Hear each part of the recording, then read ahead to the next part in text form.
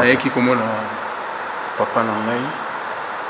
depuis makambo elekaki asepelaki nango te namonaki te lelo loko ezalaki journée à Noël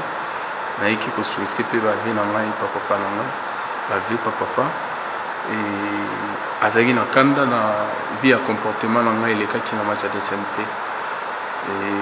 oui nasalaki mabe geste wana nasalaki vraiment mabe nayaki fali nga mona ye nasenga ye bolimbisi en tant que papa na mwana nasenga ye bolimbisi vraiment nga moko na mona ye c'est pour cela naponaki jour ya Noël naye kosenga vraiment bolimbisi au nom ya comité nyonso tout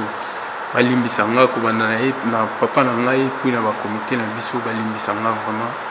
eza geste moko ya mabe ekoki kose répéter lisusu te ekoki kose répéter te toza na bajeune bakaifa toza na bajeune mosusu na équipe bacomportement mosusu bajeune wana so bazomona yango lobi ezala bien te vraiment mpona bango nasengi vraiment bolimbisi nasengi bolimbisi basupporter tout ya Mazembe na makambo elekaki balimbisa nga naza mwana na bango équipe Mazembe tolongwaki lelo nga natikalaki vie ya comportement na s'affichaki na match ya DSMP nazalaki na punition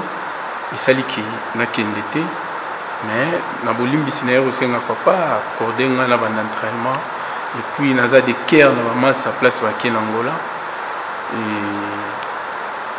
toyebi nini na neo tozosala mpo na kosepelisa président na biso puis kosepelisa basupporter nyonso Mazembe je crois match tokei na basupporter na biso totikali tosambela vraiment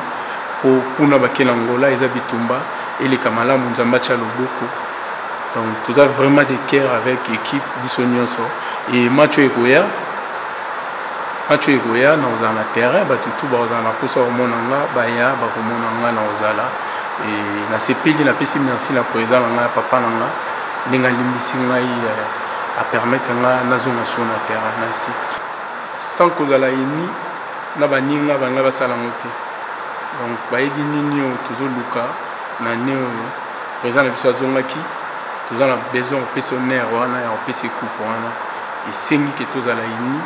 yango moni ke basalaki badéclaration wana po biso nyonso groupe ezala soudé nasepelaki en tout cas merci na bamasa na ngai nyonso bajoueur merci na bao vraiment biso nyonso tozala ini totambola bongo ntina suka tokende toujours liboso conseil papa apesaka mwana ye ya kolobaki telme ezalaki ngai mwana na ye il fallait vraiment nazwa punition oyo ezaki ekebangisa bato mosusu mais lokola toza jour à Noël boyebi bien ke président biso aza chrétien jour à Noël alimbisi nga alobi donc makambo ebandela masusu te et puis eza vraiment comportement mabe ebandela masusu te et ke nakosalaka yango plus jamais eza vraiment exemple ya bien te na groupe